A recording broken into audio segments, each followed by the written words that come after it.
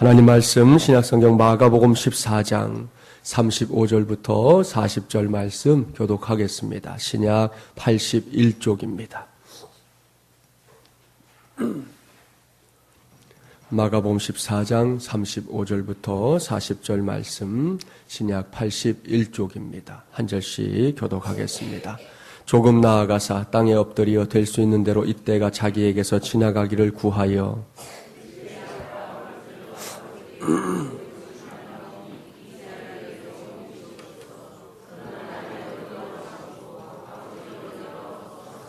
돌아오사 제자들이 자는 것을 보시고 베드로에게 말씀하시되 시몬아 자느냐 내가 1시간도 깨어 있을 수 없더냐.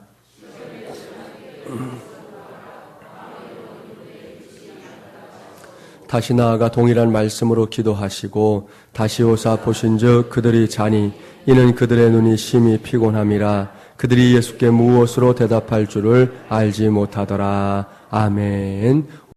우리 서로 축복하겠습니다. 당신은 영적 대각성 운동의 선봉장입니다. 영적 이순신 장군이 됩시다. 할렐루야. 오늘은 제7차 특세 18번째 시간입니다. 오늘은 시험을 이기는 기도의 중요성을 깨달으라 라는 제목으로 하나님의 말씀을 전하도록 하겠습니다. 저와 여러분이 이렇게 지금 신앙생활 하고 있는데요. 우리가 신앙생활 하면서 힘써 싸우거나 혹은 이제 해결해야 할 것 중에 하나는 분명히 시험일 겁니다.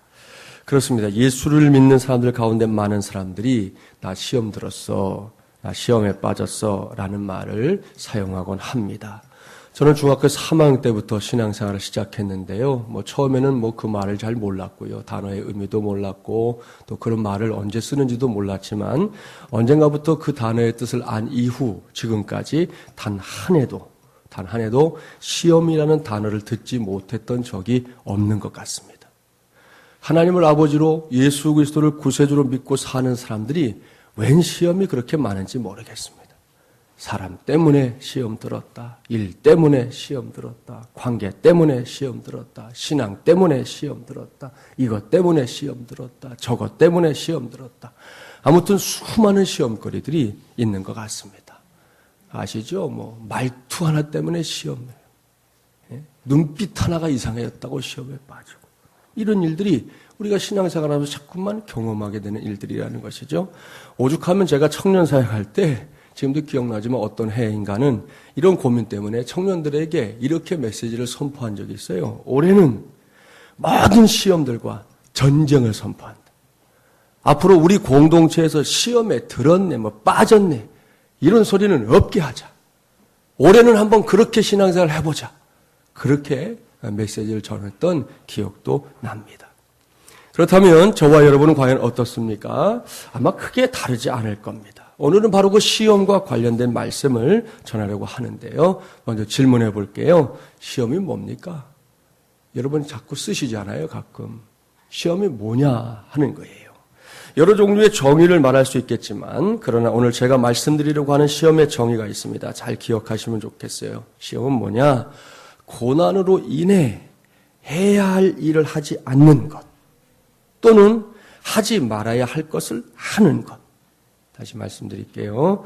어떤 어려움이나 고난으로 인해서 내가 해야 할 일이 있는데 그것을 하지 않는 게 시험이고 하지 말아야 할 것이 있는데 그것을 하는 게 시험이라는 거예요. 저는 오늘 이것을 시험이라고 부르려고 합니다.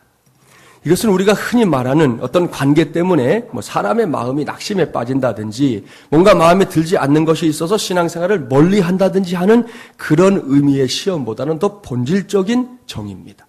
그렇습니다. 생각해 보세요. 우리가 흔히 시험이라고 부르는 것도 따지고 보면 결국에는 해야 할 것인데 하지 않는 것이고 하지 말아야 할 것인데 하는 것이지 않습니까? 이것이 바로 시험이다라는 겁니다. 이를 염두에 두고 오늘 주신 말씀을 다시 한번 저와 여러분이 교독해 보겠습니다. 제가 지금까지 설명드린 걸 전제하고 이 말씀을 보시면 좋겠어요. 35절 제가 먼저 봉독할게요. 조금 나아가서 땅에 엎드려 될 수 있는 대로 이때가 자기에게서 지나가기를 구하여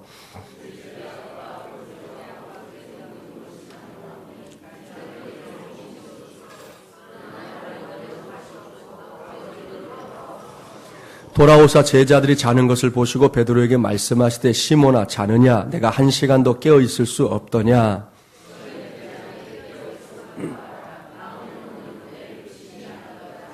다시 나아가 동일한 말씀으로 기도하시고 다시 오사 보신즉 그들이 자니 이는 그들의 눈이 심히 피곤함이라 그들이 예수께 무엇으로 대답할 줄을 알지 못하더라. 아멘. 사랑하는 새벽영사 여러분, 이 말씀이 어떤 말씀인지는 다 아시죠? 예수님께서 십자가를 앞두고 있던 밤의 일입니다. 당시에 십자가는 가장 잔혹한 형틀이었습니다. 그렇기 때문에 사람들은 십자가라는 단어만 들어도 치를 떨었습니다.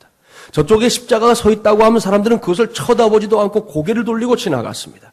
그러한 십자가의 고난이 있기 전에 예수님께서는 겟세마네 동산에서 기도하셨다는 거 다 아시죠? 그런데 그때 예수님 외에도 기도했어야 했던 사람들이 있었다는 거죠. 그들은 제자들입니다. 이들 역시 겟세마네 동산에서 기도했어야 했습니다. 그런데 현실은 어떻습니까?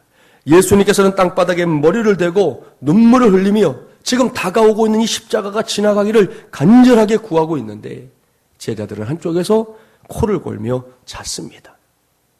이게 무엇입니까? 반드시 해야 할 일을 하지 않은 겁니다. 따라서 이것은 제가 앞서 정의한 바에 따르면 이미 이들이 시험에 든 증거예요. 기도해야 하는데 기도하지 않고 잠들어 버린 것. 그것이 이미 이들에게는 시험이 됐다는 것입니다. 다른 예를 하나 더 들어볼까요? 베드로가 어떤 사람입니까? 그는 어부이기도 했지만 뭐니 해도 베드로 하면 예수님의 수제자. 제자들 중에서도 짱. 제자들 중에서도 일진입니다. 수예요, 수. 기억하십시오. 그런 베드로인이 예수님을 부인한다든지 예수님을 저주하면 되겠습니까? 안 되죠. 그냥 제자면 혹 그랬다 치자일 거예요. 그래도 수제자인데 예수님을 부인하거나 예수님을 저주하면 안 되는 것이죠. 정말로 안 됩니다. 그런데 성경을 보면 베드로는 예수님을 부인했습니다. 심지어 어린 요정 앞에서 자기의 정체가 드러날까 두려워서 예수님을 저주하기까지 했습니다. 자, 이런 경우는 어떤 경우입니까? 하지 말아야 할 것을 한 거잖아요. 결코 하지 말아야 할 것을 한 것입니다. 따라서 이건 역시 시험입니다. 이러한 시험의 정의는 오늘을 살아가고 있는 우리의 삶과도 아주 밀접한 관계를 맺고 있습니다. 보십시오. 지금 세상이 복잡하게, 그것도 아주 복잡하게 돌아가고 있습니다. 정보의 시대라는 별명이 붙을 만큼 대단하고 엄청난 정보가 세상 곳곳에 넘쳐나지만 아무리 많은 정보를 가지고 있다고 해도 제대로 판단할 수 없는 시대입니다. 제가 말씀드린 시험의 정의를 놓고 생각해 보면 뭘 해야 할지, 뭘 하지 말아야 할지를 정하는 것 자체가 매우 혼란스러워졌다는 것입니다. 그러니 우리 사회가 지금 많은 시험의 요소를 갖고 있다라고 말해도 과언이 아닌 거예요. 알 수가 없는 게 이게 해야 하는 거야? 말아야 하는 거야? 이게 구분이 잘 안 가게 됐다는 것이죠. 이러한 시대를 전제하고 저는 오늘 주신 말씀에 여러분과 함께 귀를 기울여 보려고 합니다. 본문 38절 말씀 함께 봉독해 봅시다. 38절입니다. 시험에 들지 않게 깨어있어 기도하라. 마음에는 원이로되 육신이 약하도다 하시고. 사랑하는 새벽영사 여러분, 주님의 음성에 귀를 기울이십시오. 예수님께서 단호하게 짧고 굵게 말씀하십니다. 시험에 들지 않게 깨어있어 기도하라. 시험에 들지 않게 깨어있어 기도하라. 무슨 말씀입니까? 거꾸로 돌려보면 됩니다. 앞서 시험을 먼저 말씀드렸지만 주님의 말씀을 뒤집으면 결국은 무슨 말이냐? 기도가 시험을 이긴다. 시험에 대해서 우리가 말씀했지만 사실 시험보다 더 중요한 게 그 뒤에 있어요. 기도가 시험을 이긴다. 맞지요? 맞습니다. 이 새벽에도 우리 모두가 같은 마음, 같은 믿음으로 힘쓰고 있는 이 기도가 시험을 이겨내는 본질적인 힘이고 혼란스러운 상황에서 우리 모두를 바른 행동으로 이끄는 하나님의 능력이 된다는 말씀입니다. 이를 전제하고 이 시간에는 기도가 시험을 이길 수밖에 없는 이유가 있어요. 그 이유가 뭔지 두 가지 정도 말씀을 드리려고 합니다. 기도가 시험을 이길 수 있는 첫 번째 이유, 그것은 기도가 당면한 문제의 의미를 내게 알게 해주기 때문입니다. 설명을 드릴게요. 자, 예수님이 십자가를 지신 사건은 우리 모두가 알고 있는 대로 지상 최대의 사건입니다. 요한계시록 12장 말씀을 보면 예수님의 십자가 사건, 하나님의 아들 어린 양의 피 흘린 이 사건은 마귀가 쫓겨나가는 우주적인 사건이다 라고 설명하고 있을 정도입니다. 실로 대단하고 엄청난 사건이 아닐 수 없습니다. 그런데 기도 없는 제자들은 이러한 십자가 사건의 의미와 중요성을 몰랐다는 거예요. 예수님은 그것을 알았기 때문에 겟세마네 동산에서 피땀 흘리며 기도하셨지만 기도 없는 제자들은 이러한 십자가의 의미, 중요성을 깨닫지 못했던 겁니다. 생각지도 못했습니다. 그래서 잠만 자고 그래서 깨어있지 못했던 것이에요. 만약 제자들이 겟세마네의 기도가 그렇게 중요하고 자기들이 잠잤던 이야기가 성경에 기록되어서 무려 2000년 이상 많은 사람들에게 이렇게 부끄러운 내용으로 알려질 것을 알았더라면 그들은 결코 자지 않았습니다. 분명합니다. 절대로 잠들지 않았습니다. 정신 바짝 차리고 있었을 겁니다. 주님과 함께 기도했을 게 틀림없습니다. 몰랐던 거예요. 자기들이 지금 하고 있는 것의 의미를 몰랐기 때문에 기도하는 것보다는 피곤함을 선택해서 잠들어 버렸다는 것이죠. 그걸 알았더라면요, 눈꺼풀을 붙잡고 올려서라도 잠을 자지 않았을 거예요. 주님의 당부대로 기도했을 겁니다. 이번 특세 초반에 말씀드렸던 1907년 평양 대부흥 사건 기억하시죠? 그때 그 부흥의 현장 옆에 살던 사람들도 분명히 있었을 겁니다. 예수 믿는 사람들만 평양에 사는 게 아니잖아요. 분명히 이웃에는 그걸 알지 못하는 사람들이 있었을 거라는 거죠. 그 당시가 뭐 인적이 드문 곳에서 일어난 사건도 아닌데 그때 그들은 그 부흥 사건이 그렇게 중요한 것인지 몰랐다는 게 문제예요. 몰랐기 때문에 이곳에 모인 사람들은 하나님을 만나는 경험을 하면서 놀라운 부흥의 시대에 접해 있었지만 몰랐던 사람들은 무관하게, 그렇기 때문에 부흥에도 그들은 참석하지 않은 것이죠. 만약 알았더라면, 성령께서 그렇게 놀랍게 역사하실 것을 알았더라면 그들도 만사를 제쳐놓고 기도의 자리에 참석했을 것입니다. 보십시오. 무엇이든 사람은 이 의미를 알아야 간절해집니다. 의미를 알면 절대로 멍하고 있지 않아요. 여기에서 성령의 역사가 함께하는 기도의 중요성을 깨달아야 합니다. 그렇습니다. 성령은 기도를 통해 성도들에게 간절함을 주십니다. 무엇보다 핵심에, 놓치지 말아야 할 핵심에 집중하게 만드는 것이 성령의 역사라는 거예요. 그렇기 때문에 혹이라도 기도 없는 열심이라면 죄송하지만 그것은 핵심을 놓친 헛수고에 불과하다는 거 꼭 기억하기 바랍니다. 인간의 열심이 하나님의 열심은 아니에요. 인간의 열심이 하나님의 열심이 되려고 하면 여러분 그 기도 가운데 우리의 사역 가운데 핵심이 빠지면 안 되는 것이죠. 그리고 제7차 특세의 세 번째 주간을 마무리하는 오늘 기도를 통해 하나님께서 내 개인은 물론이고 우리 가족들과 우리 교회, 이민족과 열방에 당면한 문제들 속에서 확실한 의미를 찾아내게 하시는 그 은혜 꼭 누리는 저와 여러분이 되기를 주님의 이름으로 간절히 축복합니다. 기도가 시험을 이길 수 있는 두 번째 이유, 그것은 기도가 이 타이밍에 맞는 행동을 하게 하기 때문입니다. 살다 보면 기쁨과 슬픔이 교차합니다. 성공과 실패도 있습니다. 목사는 항상 이 극과 극의 경험을 하면서 살게 되는 것 같아요. 어떤 성도들이 어려워하면 그 어려움을 같이 또 공감해야 되고요. 또 어떤 성도들이 은혜의 고백들을 하면 또 그것을 공감하게 되는데 극과 극의 삶이 하루 안에서도 몇 번 왔다리 갔다리 할 때가 있어요. 그렇기 때문에 우리는 어떻게 하는 것이 최선인지를 잘 모릅니다. 이것이 우리의 한계라는 것이죠. 그런데 감사하게도 기도는 그렇게 막 복잡다단한 우리의 삶에서 최선의 이 타이밍을 맞춰준다는 것이죠. 이게 신기하고 놀라운 일이에요. 성경의 예를 찾아볼까요? 총독 느헤미야를 아시죠? 그는 기도 중에 왕의 질문에 지혜롭게 대답할 것을 준비합니다. 그리고 그 대답 때문에 결국 총독 느헤미야는 유대 땅의 총독으로 와서 하나님이 자신에게 주신 사명을 이루게 되거든요. 에스더는 어떻습니까? 기도 중에 정확한 타이밍에 왕 앞에 나가서 민족의 구원을 위해서 간구합니다. 그리고 해냅니다. 보십시오. 이런 타이밍이 언제 생기는 것이냐?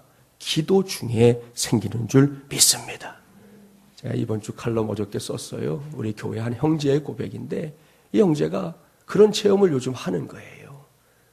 특세도 좀 나오려고 많이 애쓰고 직장생활 늦게 끝나지만 그러는 형제인데 그 형제가 저한테 한 고백, 하여튼 내용은 읽어보시고 그 형제가 반복해서 한 얘기를 제가 제목으로 썼어요. 이상하네, 신기하다. 이게 이 친구 체험이에요. 이상하네, 신기하다. 특세 기간 동안에 기도하면서 본인이 체험한 일들을 얘기하면서 두 번을 그러는 거예요. 목사님, 제가요 이 일을 겪으면서 이상하네, 신기하다 그랬다는 거예요. 하나님이 주시는 응답에 대해서 그런 경우 어떻게 그 시간, 그때 그런 일이 일어나냐 이거예요. 자기가 아무리 생각해도 이해가 안 된다. 그게 바로 하나님의 타이밍이라는 것이죠. 구약성경 전도서 3장을 보면 인생에도 여러 가지 때가 있잖아요. 한번 찾아볼까요? 전도서 3장 1절부터 8절까지의 말씀을 함께 봉독해 보겠습니다. 구약 950쪽.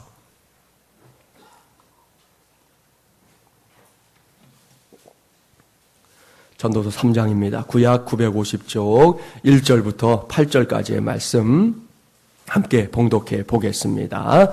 범사에 기한이 있고 천하만사가 다 때가 있나니 날 때가 있고 죽을 때가 있으며 심을 때가 있고 심은 것을 뽑을 때가 있으며 죽일 때가 있고 치료할 때가 있으며 헐 때가 있고 세울 때가 있으며 울 때가 있고 웃을 때가 있으며 슬퍼할 때가 있고 춤출 때가 있으며 돈을 던져 버릴 때가 있고 돌을 거둘 때가 있으며 안을 때가 있고 앉는 일을 멀리할 때가 있으며 찾을 때가 있고 잃을 때가 있으며 지킬 때가 있고 버릴 때가 있으며 찢을 때가 있고 꿰맬 때가 있으며 잠잠할 때가 있고 말할 때가 있으며 사랑할 때가 있고 미워할 때가 있으며 전쟁할 때가 있고 평화할 때가 있느니라. 아멘. 보십시오. 모두가 때, 그러니까 타이밍에 관한 말씀이에요.